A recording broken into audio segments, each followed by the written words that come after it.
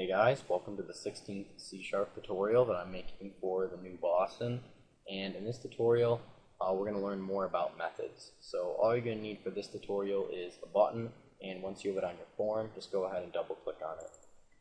Alright, so in the previous tutorial, we learned how to create a method. So we would just type void, and then we would just give a name for our method. I'm just going to call it my method. And then we also learned about parameters and passing them through to our block of code.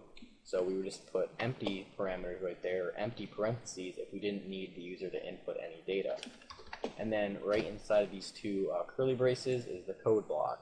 So whenever the user calls this method, all the code inside of here will be executed.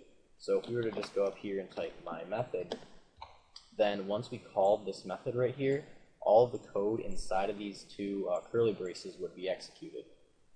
Alright, and then if we had the user pass through a parameter such as a string, I'll just call it name, then up here the user would have to pass through a string. So we just pass through Adam, and now what it would do right here is just set this string called name equal to Adam, and then we could use this variable inside of this code block right here. Alright, so that's just a quick overview of the previous tutorial.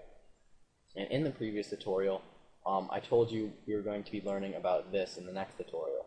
So basically what this is right here is it's the return type. So this method right here currently doesn't hold the value of anything, since its return type right here is void. And void just basically means that this method doesn't represent anything.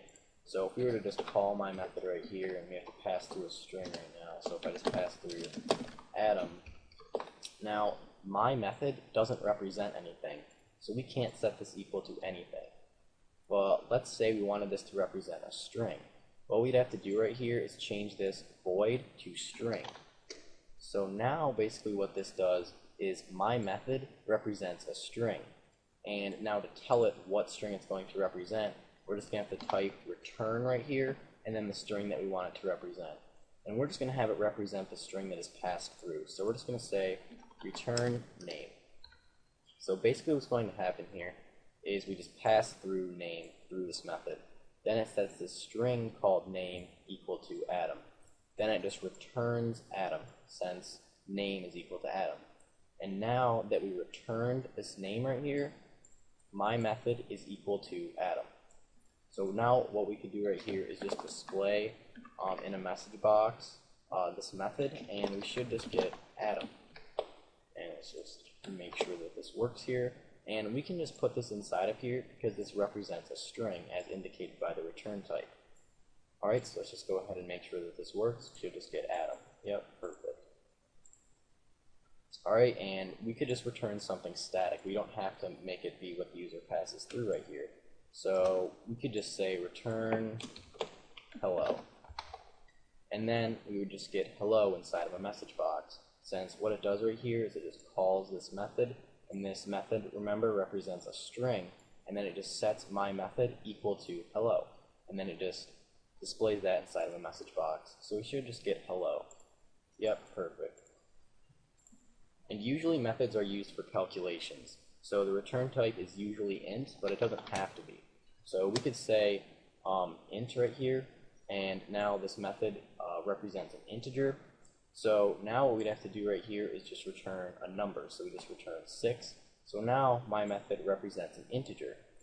And since this represents an integer right here, we're just going to have to say .toString to convert it into a string so that we can display it inside of a message box.